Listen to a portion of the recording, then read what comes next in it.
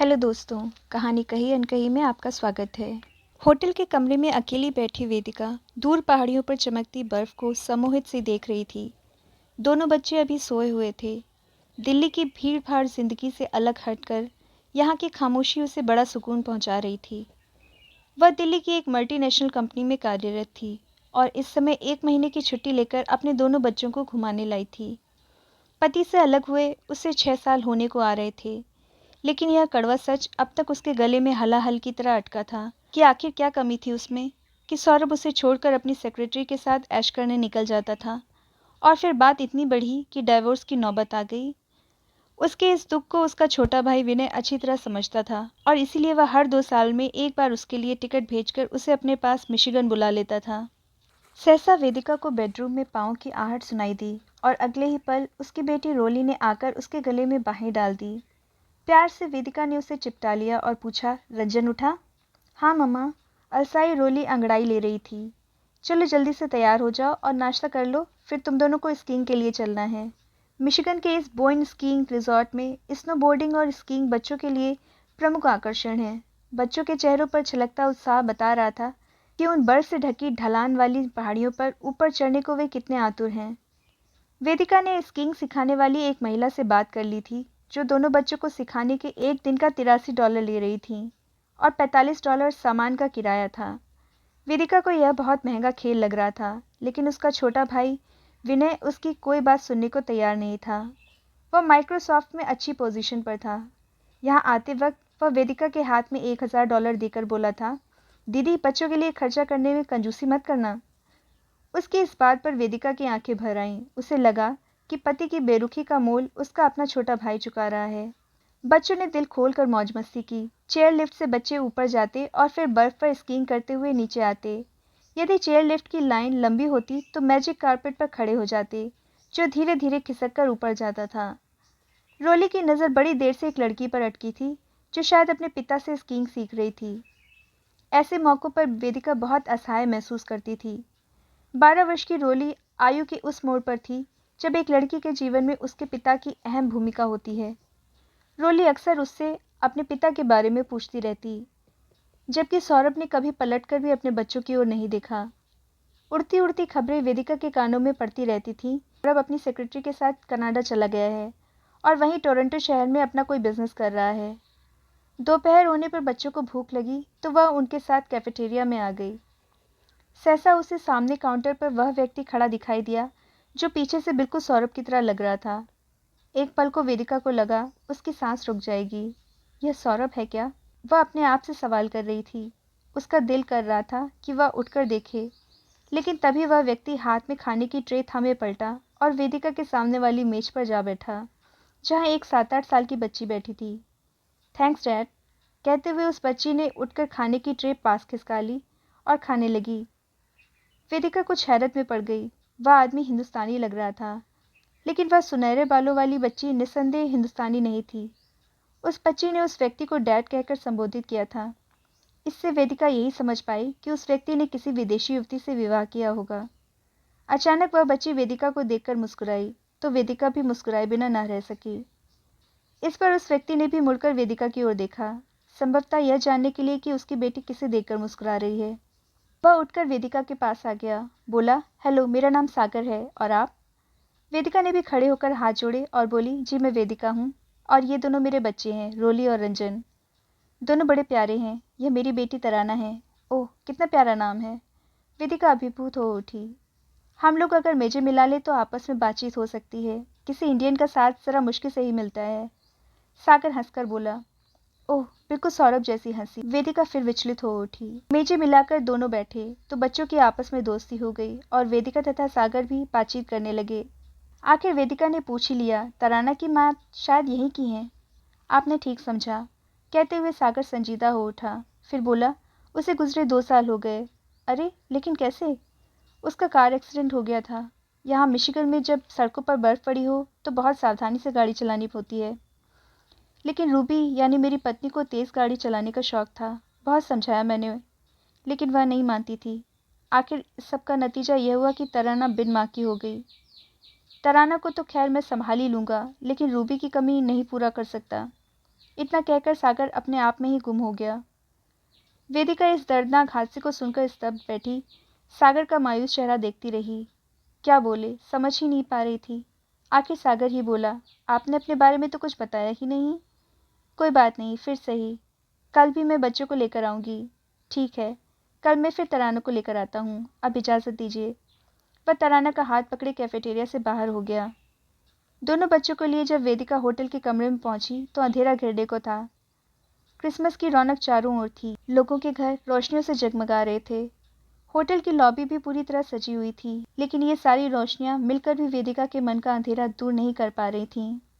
पहले से ही अपनी जिंदगी की उलझनों से जूझती वेदिका आज सागर के दुख से और दुखी हो उठी। वह उस रात ठीक से सो भी ना सकी। सुबह सुबह विनय का फ़ोन आ गया। सॉरी दीदी, रात फ़ोन नहीं कर सका था, मीटिंग बहुत देर चली। कैसा रहा कल, बच्चों को मज़ा आया? हाँ बहुत, वेदिका बोली। आज फिर ले जाना, विनय उत्साह से बोला। अच्छा ठीक है। यह कहते वेदिका की आंखों में सागर का चेहरा घूम गया। 10 बजने वाले थे, अतः वेदिका ने भी बच्चों को उठा दिया। कल तो बच्चे उठने में आनाकानी कर रहे थे, लेकिन आज झट से उठकर आ गए। मम्मा, तराना आज भी आएगी? रोली ने पूछा तो वेदिका हंस पड़ी। उससे मिलने का मन है। दोनों बच्चों के साथ जब वेदिका कैफेटेरिया पहुंची तो सागर वहां पहले से ही मौजूद था। तराना, रोली और रंजन को देखते ही खुश हो गई। सागर ने बच्चों के लिए कोको मिल्क शेक और अपने व वेदिका के लिए कॉफ़ी ऑर्डर कर दी। फिर बोला, आज धूप अच्छी है, जल्दी ही बच्चों को स्कीइंग के लिए ले चलते हैं। आज आप इंस्ट्रक्टर मत लीजिएगा, मैं रहूँगा बच्चों के साथ। थैंक्स, कहकर वेदिका ने रोली की ओर देखा। वह कल से उस लड़की को बराबर देखे जा रही थी जो अपने पिता से स्कीइंग सीख रही थी। लंच के लिए जब वे कैफेटेरिया में पहुंचे तो कल की तरह आज फिर 2 मेजें मिलाकर एक साथ बैठ गए। कॉफ़ी पीते पीते सागर ने फिर दोहराया, आपने अपने बारे में कुछ नहीं बताया। कॉफ़ी का प्याला वेदिका ने नीचे रख दिया, सिर झुकाए कुछ देर खामोश बैठी रही, फिर बोली, मेरा अपने पति से डिवोर्स हो चुका है। वजह? सागर के भौहों पर बल पड़ गए। सही वजह तो वही बता सकते हैं। जहाँ तक मैं समझ सकी हूँ, उन्हें मुझसे ज़्यादा अपनी सेक्रेटरी पसंद थी। इतना कहते वेदिका की आंखें भर आईं तो सागर ने बात वहीं ख़त्म कर दी। इन 2 मुलाकातों ने ही सागर के दिल में वेदिका के लिए गहरी हमदर्दी पैदा कर दी थी और अनजाने में ही वह उसकी ओर खिंच रहा था। इसकी एक वजह तराना भी थी, जो वेदिका और उसके दोनों बच्चों के साथ खुश रहती थी। मिलने पर जब भी वेदिका तराना को प्यार करती तो उसका चेहरा खिल उठता। 8 वर्ष की उस बच्ची को अभी माँ के ममता भरे स्पर्श की बहुत चाह थी। वह हिंदी समझती थी और रोली एवं रंजन के साथ मिलकर बोलने की कोशिश करती। शाम होने को थी और सागर एवं वेदिका दोनों के दिलों में एक दर्द भरा एहसास जाग रहा था कि पता नहीं अब फिर कभी मिलेंगे भी या नहीं। चलते समय जब तराना ने वेदिका के गले में बाहें डालकर उसे जकड़ लिया तो वेदिका का दिल भर आया। सागर ने रंजन के साथ हाथ मिलाया और बोला, so young man, we will meet again, और रोली के सिर पर प्यार से हाथ फेरा। इसके बाद सागर और वेदिका अपनी अपनी गाड़ियों की ओर चल पड़े। तभी अचानक तराना भागती हुई आकर वेदिका से चिपट गई और बोली, I want to meet you again. Oh sure, कहकर वेदिका ने उसके गुलाबी गाल चूम लिए। सागर भी गाड़ी से उतर कर आ गया तो वेदिका ने विनय का कार्ड उसके हाथ में देकर कहा, यह मेरा छोटा भाई है, मैं यहीं ठहरी हूँ, तराना मिलना चाहे तो उसे ले आइएगा। और अगर मैं मिलना चाहूँ? सागर ने भेद भरी गहरी नज़रों से उसे देखा। उस दृश्य को वेदिका सह न सकी। आंखें झुकाकर धीरे से बोली, तराना को लेकर आप ही तो आएंगे। इतना कहकर जल्दी से गाड़ी में जा बैठी। सागर के चेहरे पर मुस्कान खेल गई। उसे अपने प्रश्न का उत्तर मिल गया था। वेदिका का भाई विनय एन आर्बर में रहता था और इस समय बड़ी बेचैनी से उन सबों के लौटने का इंतजार कर रहा था। जैसे ही गाड़ी की आवाज़ आई वह बाहर भागा आया और आते ही रंजन को गोद में उठा लिया और बोला, so young man, oh no, skiing man, खूब स्कीइंग की? बर्फ और ठंड तो नहीं लगी? नहीं मामा। रंजन उत्साहित होकर सब बताने लगा। बोला, पता है मामा, तराना बहुत अच्छी स्कीइंग करती है। उसके डैडी ने मुझे और दीदी को भी स्कीइंग सिखाई। इस पर विनय ने अपनी दीदी की ओर देखा, जो थकी सी सोफे पर ही अधलेटी सी थी। चलो रोली, हम तुम मिलकर अदरक वाली चाय बनाते हैं। तुम्हारी मम्मा बहुत थक गई हैं। अगर मेरी मीटिंग बीच में ना आई होती तो मैं खुद तुम्हारे साथ चलता। कोई बात नहीं, मम्मा और हमने खूब मज़े किए। और रोली ने तराना व उसके डैडी के साथ बिताए समय का पूरा हवाला अपने मामा को दे दिया। रोली से सारी बातें सुनकर विनय को अच्छा भी लगा और अटपटा भी। अच्छा इसलिए कि उस नई जगह में कोई उसकी बहन की मदद करने वाला मिला, और अटपटा इसलिए कि उसकी दीदी इस बारे में बिल्कुल ही खामोश हैं। गर्मा गर्म अदरक वाली चाय का प्याला दीदी के हाथ में देकर बोला, लो दीदी, पहले चाय पीकर फ्रेश हो जाओ, फिर बात करेंगे। और इतना कहकर खुद भी वहीं अपनी दीदी के बगल में बैठ गया। आखिर चाय के घूंट भरते वेदिका ने खामोशी तोड़ी। भगवान के दरबार में भी अन्याय क्यों होता है विनय? वह 8 साल की बच्ची तराना, उसकी माँ 2 साल हुए कार एक्सीडेंट में मारी गई और तब से उसके डैडी उसे संभाल रहे हैं। और हमारे रोली रंजन अपने डैडी के होते हुए भी उनके प्यार से वंचित हैं। ये सब क्यों होता है मेरे भाई?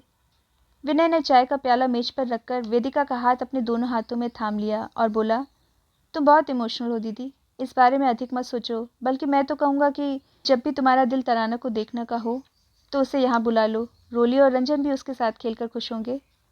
मैं तुम्हारा कार्ड उसके डैडी को दे आई हूँ, शायद वे लोग आएँ।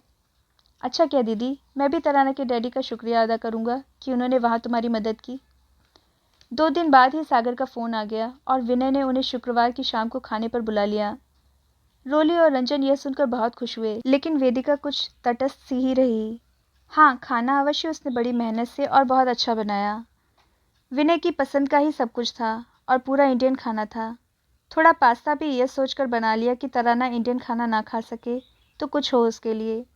शाम होते न होते वेदिका को कुछ परेशानी, कुछ घबराहट सी होने लगी। सागर की उन भेदती सी नज़रों का सामना करने से वह डर रही थी, जो उसके अंदर का सब कुछ पढ़ लेना चाहती थीं। ठीक 6 बजे दरवाजे की घंटी बजी तो सबसे पहले रंजन ही भागा दरवाज़ा खोलने को। हेलो यंग मैन, कहते सागर ने उसे गोद में उठा लिया। उसके पीछे पीछे वेदिका, विनय और रोली भी आ गए और तराना भागकर वेदिका से चिपट गई। हेलो, आई एम सागर सिन्हा, कहते हुए सागर ने विनय की ओर हाथ बढ़ाया तो बड़ी गर्मजोशी से विनय ने उसका हाथ अपने दोनों हाथों में थाम लिया। वेदिका ने खाना जल्दी ही लगा दिया। सागर और विनय में घुल मिलकर बातें हो रही थीं। ऐसा लग रहा था जाने कब से एक दूसरे को जानते हों। खाना सागर को बहुत पसंद आया। खाते खाते विनय से बोला, आप खुशकिस्मत हैं जो बढ़िया हिंदुस्तानी खाना आपको मिलता है, वरना यहाँ तो लोगों की गुजर पिज़्ज़ा और हैमबर्गर पर ही होती है। अजी कहाँ साहब, विनय भी मूड में आ गया। दीदी के जाते ही हम भी फिर पिज़्ज़ा और हैमबर्गर पर ही आ जाएंगे। तो आप इन्हें जाने ही क्यों दे रहे हैं? यही रोक कर रखिए। आजकल तो वीज़ा 10 साल के लिए लगा देते हैं। हाँ, वीज़ा तो दीदी के पास भी 10 साल का है, लेकिन छुट्टियाँ खत्म हो जाएंगी, बच्चों के स्कूल भी खुल जाएंगे। खैर देखते हैं। सारी बातचीत के दौरान वेदिका तटस्थ ही रही। सागर हंसकर बोला, वेदिका जी आप भी तो इस बारे में कुछ कहिए। मैं क्या कहूँ? विनय के पास आकर तो मुझे हमेशा ही बहुत अच्छा लगता है, लेकिन सबकी अपनी अपनी मजबूरियाँ होती हैं। गहन उदासी में डूबे वेदिका के इस वाक्य में जो दर्द छिपा था, उसने सागर के मन को छू लिया। कुछ सोचते हुए वह बोला, आप दिल्ली की इतनी बड़ी मल्टीनेशनल कंपनी में काम कर रही हैं, कोशिश करने पर यहाँ भी आपको नौकरी मिल सकती है। आप अपना बायोडेटा मुझे दीजिए। कोशिश करने में हर्ष ही क्या है। रात 11 बजे तक सब लोग बैठे बातें करते रहे। बच्चे अंदर टीवी देख रहे थे। चलने के लिए बाहर निकलते समय सागर बोला, क्यों ना हम लोग यह वीकेंड एक साथ गुजारें? कल शनिवार है, यदि आप लोग मिडलैंड आ जाएं तो रात को वहीं ठहर सकते हैं। 4 बेडरूम है, किसी को कोई परेशानी नहीं होगी और यकीनन बच्चे बहुत खुश होंगे, खासतौर से तराना। सागर की बात सुनकर असमंजस में पड़े विनय ने अपनी दीदी की ओर देखा। बोलो दीदी, क्या कहती हो? तुम जैसा ठीक समझो विनय, वेदिका बोली। मैं 1 बजे तक फ्री हो जाऊंगा, उसके बाद चल सकते हैं। वो ठीक विनय साहब, डिनर हम एक साथ करेंगे, कहते हुए सागर ने तराना को पीछे बैठा दिया और खुद ड्राइविंग सीट पर बैठ गया। उनके जाते ही रोली और रंजन तो कपड़े बदलकर बिस्तरों में घुस गए, लेकिन वेदिका का मन कॉफ़ी पीने का कर रहा था। विनय से पूछा तो उसने भी हाँ कर दी। कॉफ़ी के दोनों प्याले थामे वेदिका आकर विनय के पास ही सोफे पर बैठ गई। कुछ देर दोनों खामोशी से कॉफ़ी पीते रहे। फिर विनय बोला, बहुत भले आदमी हैं सागर साहब। कुछ देर में ही अपने से लगने लगे। है भी अकेले ही। वेदिका चौंकी। घर के और लोग तो होंगे? नहीं दीदी, कोई भाई बहन नहीं है और अब तो माता पिता भी नहीं रहे। सुनकर वेदिका बैठी रह गई। उसे तो अपना ही दुख बहुत बड़ा लगता था, लेकिन सागर, उसने तो कहीं अधिक झेला है। वह सारी रात वेदिका ने आंखों में ही काटी। सौरभ कहीं पीछे छूट गया। केवल सागर का ही चेहरा घूमता रहा आंखों में। जब वह सुबह उठी तो विनय ने उसे सागर का कार्ड देकर कहा, दीदी चाहो तो तराना से बात करना। ठीक है। वेदिका ने कार्ड ले लिया। न जाने क्या था वेदिका के चेहरे पर कि कुछ पल विनय उसे देखता ही रहा। उसने महसूस किया कि उसकी दीदी किसी गहन मानसिक अंतर्द्वंद से जूझ रही है। विनय के जाने के बाद कुछ पल वेदिका हाथों में सागर का कार्ड पकड़े यूं ही बैठी रही। फिर सागर के फ़ोन का नंबर मिलाया। हेलो। उधर से फ़ोन पर सागर का स्वर उभरा। मैं वेदिका बोल रही हूँ। सदा संयम स्वर था वेदिका का। ओह वेदिका, तुम नहीं जानती वेदिका, मैं कितना सोच रहा हूँ तुम्हारे बारे में। रात सो भी नहीं सका। कानों तक लाल हो गया वेदिका का चेहरा। क्या यही हाल उसका भी नहीं है? फ़ोन हाथ में लिए चुप ही रही तो सागर फिर बोला, प्लीज़ वेदिका कुछ तो बोलो, चुप क्यों हो? जो कुछ आप कह रहे हैं शायद वही मेरे साथ भी हो रहा है। सच? फिर तो मैं अपने को खुशकिस्मत मान रहा हूँ। मैं अपनी बात कहता हूँ, बिल्कुल सीधे साफ लफ्ज़ों में। मैं तुमसे शादी करना चाहता हूँ। बोलो, मेरी बनोगी वेदिका? इस बारे में आपको विनय से बात करनी होगी। मुझसे छोटा भले ही है, लेकिन फ़िलहाल वही मेरा गार्जियन है। इतना कहकर वेदिका ने फ़ोन रख दिया। उसके मन की उथल-पुथल शांत हो गई थी, जैसे किसी भटकती नौका को अचानक किनारा दिख गया हो। विनय को वापस आने में थोड़ी देर हो गई, फिर भी 3 बजे तक वे सब लोग निकल ही लिए थे। ठीक 5 बजे वे लोग सागर के आलीशान मकान की घंटी बजा रहे थे। आइए आइए, वेलकम। बड़ी गर्मजोशी से सागर ने सबों का स्वागत किया। उसकी आंखों में एक अनोखी चमक थी और वेदिका के चेहरे पर एक सलज्ज मुस्कान। वेदिका अंदर रसोई में व्यस्त हो गई और बच्चे तराना के कमरे में लगे म्यूजिक सिस्टम पर डांस कर रहे थे। पूरे घर में एक खुशनुमा माहौल था। सागर और विनय बातें करते हुए कॉफ़ी पीते रहे। तभी सागर बोला, बहुत अहम मसले पर आपसे बात कर रहा हूँ विनय साहब। तराना को माँ की ज़रूरत है और मुझे पत्नी की। मैं अपनी ज़िंदगी की ये दोनों कमियाँ पूरी करना चाहता हूँ। क्या आप मदद करेंगे? ज़रूर, कहिए। विनय संभल कर बैठ गया। क्या मैं आपसे आपकी बहन का हाथ मांग सकता हूँ? रोली, रंजन और तराना, ये तीनों बच्चे हम दोनों की जिम्मेदारी होंगे। इतना कहकर सागर खामोश हो गया। आपने दीदी से उनकी गुजरी ज़िंदगी के बारे में कभी पूछा?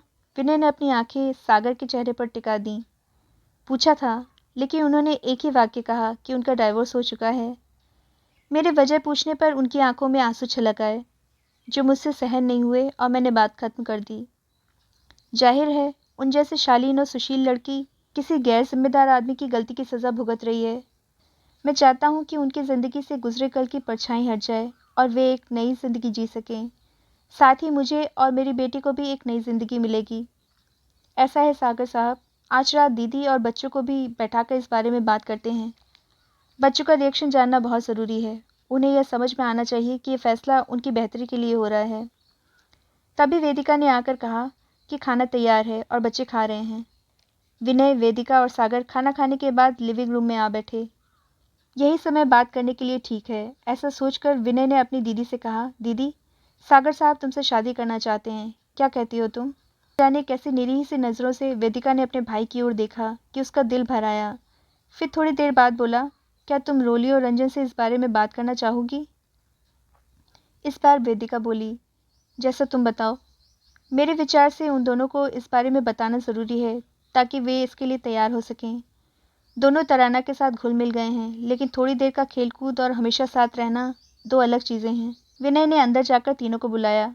बच्चे तो आ गए, लेकिन बात कहाँ से और कैसे शुरू करें कोई समझ नहीं पा रहा था। आखिर सागर ने ही कहा, Tarana, I want to marry Vedika and make her your mom. Are you happy? Oh dad, more than happy, कहते भागकर वेदिका के गले में बाहें डाल तराना उससे चिपट गई। किंतु रोली का चेहरा अचानक बुझ गया। वह अंदर वापस जाने को मुड़ी तो विनय ने रोका। रुको रोली, दीदी भी तुमसे बात करेंगी। इस पर रोली ने अपनी माँ की ओर कुछ इस तरह देखा कि वेदिका की बोलने की शक्ति ही मानो जाती रही। उसने विनय से कहा, जो ठीक समझो तुम कह दो, मैं सुन रही हूँ। विनय ने उठकर रोली और रंजन को सोफे पर अपने अगल बगल बैठा लिया और बोला, मैं चाहता हूँ कि जिस तरह दीदी तराना की मम्मी बनेगी, उसी तरह तराना के डैडी तुम दोनों के डैडी बन जाएं और तुम सब एक साथ रहो। यह आप चाहते हैं या मम्मी? रोली के स्वर में तल्खी थी। हम दोनों ही ये चाहते हैं बेटा। तुम्हें भी ठीक लगेगा तभी यह हो सकेगा। मुझे कैसे ठीक लगेगा मामा? तराना की मम्मी मर चुकी हैं, लेकिन मेरी डैडी तो अभी जिंदा हैं। फिर कैसे मैं किसी और को डैडी मान लूँ? और क्यों मान लूँ?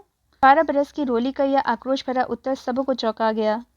लेकिन सागर ने बड़ी समझ से काम लिया और स्थिति संभालते हुए बोला, अभी रहने दीजिए विनय साहब, रात काफ़ी हो चुकी है। बच्चों से इस बारे में कल बात करेंगे। एक ही बिस्तर पर लेटी रोली और तराना सोने की कोशिश कर रही थी। तराना तो सो गई, लेकिन रोली को नींद नहीं आ रही थी। वह तराना के पास से उठकर अपनी माँ के पास आकर लेट गई तो वेदिका ने उसे प्यार से चिपटा लिया। माँ से चिपटी रोली सुबकने लगी तो वेदिका ने पूछा, तुम्हें सागर अंकल पसंद नहीं? पसंद होने का मतलब यह तो नहीं कि तुम उनसे शादी कर लो, सुबकती रोली बोली। वेदिका चुपचाप उसका सिर सहलाती रही। सुबह वेदिका बहुत जल्दी उठ गई। किचन में चाय बनाने गई तो देखा सागर वहाँ पहले से ही मौजूद था। कुछ पल दोनों ही खामोश रहे। आखिर सागर बोला, मैं तुम्हें दिल की गहराइयों से चाहने लगा हूँ वेदिका, पर शायद तुम्हें पाना इतना आसान नहीं होगा। और अब तो लगने लगा है कि यदि तुम ना मिली तो जीना ही बेकार लगेगा। रूबी के मरने के बाद पहली बार किसी औरत में मुझे वह सब दिखाई दिया जिसकी मुझे चाहत थी। खैर, अपनी तकदीर से भला कौन लड़ सकता है। वेदिका की आंखें भर आईं। सौरभ की बेरुखी ने उसके अंतर्मन को जिस तरह तार तार किया, उसे सागर की हमदर्दी ने काफ़ी कुछ संभाल लिया था और वह थोड़ा खुश रहने लगी थी। लेकिन शायद एक नई जिंदगी शुरू कर पाना उसकी किस्मत में नहीं है। जब तक रोली मानसिक रूप से तैयार ना हो, तब तक तो इस बारे में सोचना ही बेकार है। और आज उन्हें वापस भी जाना होगा। नाश्ता करने के बाद वेदिका सामान पैक करने अपने कमरे में आ गई। सामान पैक करते समय उसकी आंखें भर आईं। एक नई जिंदगी बाहें पसारे उसे बुला रही थी, लेकिन उसकी अपनी बेटी ही उसे दोष देने लगी। क्या करे वह? तभी विनय कमरे में आ गया और वेदिका के आंसू देखकर पल भर में सब समझ गया। स्नेह से बोला, इस तरह टूटने से काम नहीं चलेगा दीदी, मैं समझा लूंगा रोली को। तुम सामान पैक करके बाहर लिविंग रूम में आओ। लिविंग रूम में सागर सुबह का अखबार लिए बैठा था। वेदिका को देख हल्के से मुस्कुराया। तब तक विनय भी आ गया। बोला, मुझे सिर्फ 2 हफ्ते का समय चाहिए, उसके बाद रोली भी इस शादी के लिए खुशी से राजी हो जाएगी। जिस डैडी की छवि वह मन में लिए बैठी है, वह इन 6 सालों में और 2 बेटियों का डैडी बन चुका है। तुम्हें कैसे मालूम? वेदिका चौंकी। अरे दीदी, विनय हंसा। खबर तो सब रखनी पड़ती है। मैं रोली को उसके डैडी के सामने खड़ा करके यह साबित कर दूंगा कि उन्हें उसकी कतई परवाह नहीं है। तभी वह इस शादी को मन से स्वीकार करेगी। मैंने पता कर लिया है कि वे अपनी दूसरी ईसाई पत्नी के साथ टोरंटो में रहते हैं और हर इतवार पूरा परिवार चर्च जाता है। अगले इतवार हम लोग टोरंटो जाएंगे। वह पूरा सप्ताह वेदिका ने जैसे अंगारों पर बैठकर गुजारा हो। रात को कितनी ही बार सोते सोते चौंक कर उठ बैठती। खाना पीना छूट गया। विनय उसे समझाता, दीदी सच का सामना करने से तुम ही डर रही हो, तो रोली को कैसे समझाओगी? जब मैं तुम्हारे साथ हूँ तो क्यों डरती हो? आखिर इतवार का दिन आ ही गया। वे लोग सुबह जल्दी ही चल पड़े। चर्च का अहाता गाड़ियों से खचाखच भरा था। काफ़ी देर के बाद एक गाड़ी से उन्हें सौरभ व उसकी पत्नी दोनों उतरते दिखाई दिए। उसकी पत्नी तो चर्च के अंदर चली गई, लेकिन सौरभ पीछे की सीट से अपनी दोनों बेटियों की सीट बेल्ट खोलकर उन्हें नीचे उतार रहा था। यही मौका है, ऐसा सोचकर विनय रोली का हाथ पकड़े ठीक सौरभ के पास खड़ा हो गया। और तब रोली ने पुकारा, डैडी। एक पल को सौरभ उस जानी पहचानी आवाज़ के जादू से बंधा मानो वहीं रुक गया और फिर एक भरपूर नज़र रोली पर डाली, लेकिन अगले ही पल अपनी दोनों बेटियों का हाथ थामे आगे बढ़ने लगा। तो विनय ने रास्ता रोक लिया और बोला, अपनी बेटी से मिल तो लीजिए सौरभ भाई साहब, बड़ी दूर से आई है और आपको बहुत याद करती है। यह क्या मजाक है विनय? सौरभ अचानक भड़क उठा। जब डाइवोर्स की सारी कार्रवाई पूरी हो चुकी है तो इस तरह मुझे परेशान करने का क्या मतलब है? अगर तुम लोगों को पैसा चाहिए तो समझ लो कि मेरे पास तुम लोगों को देने के लिए फूटी कौड़ी भी नहीं है। और अब मेरी बस यही 2 बेटियां हैं और कोई भी नहीं। अच्छी तरह सुन लो। इतना कहकर तेज तेज कदम बढ़ाता वह चर्च के अंदर दाखिल हो गया। ठगी सी खड़ी रोली चुपचाप उसे जाते देखती रही। जब सौरभ ने एक बार भी मुड़कर उसे नहीं देखा तो उसकी बड़ी बड़ी आंखों से आंसू बह निकले और थोड़ी ही देर में वह विनय के सीने से लगी हिचकियां ले लेकर रोने लगी। कुछ ही दूरी पर खड़ी वेदिका मानो किसी सम्मोहन से जागी और भाग कर आई। उसे देखते ही रोली उससे चिपट गई। हिचकियों के सैलाब के बीच अस्फुट स्वरों में बोली, मम्मी, डैडी ने मुझे देखा तक नहीं, मुझसे बात भी नहीं की, कहते हैं मैं उनकी बेटी नहीं। वेदिका ने उसे कसकर चिपटा लिया और भर्राए गले से बोली, जब वे हमसे सारे नाते तोड़ चुके हैं तो उनसे कैसी उम्मीद बेटी? उन्होंने अपनी नई दुनिया बसा ली है और वे उसी में खुश हैं। चलो अब चुप हो जाओ, गाड़ी में बैठो, हम घर चलेंगे, वेदिका आदेशात्मक स्वर में बोली। विनय ने गाड़ी स्टार्ट करके हाईवे की तरफ घुमा ली। विनय बोला, दीदी, सागर साहब ने वापसी में उनके घर जाने की बात कही थी। नहीं विनय नहीं, रोली इस समय बहुत अपसेट है, अभी घर पर ही चलो। नहीं मम्मा नहीं, अचानक रोली बोली, मैं चलूँगी सागर अंकल के यहाँ, मुझे अच्छे लगते हैं वे। आई एम सॉरी मम्मा, तुम उनसे शादी कर लो, मैं उन्हें डैडी बुलाऊंगी। वेदिका को अपने कानों पर विश्वास न हुआ। पीछे मुड़कर देखा तो पाया कि रोली अभी भी आंखों में आंसू भरे थी और 8 साल का रंजन अपने नन्हे हाथों से उसके आंसू पोंछ रहा था। वेदिका का दिल भर आया और एक गैस स्टेशन पर गाड़ी रुकवाकर वह पीछे की सीट पर दोनों बच्चों के बीच आ बैठी और दोनों को चिपटा लिया और फिर वेदिका के आंसू भी बह निकले।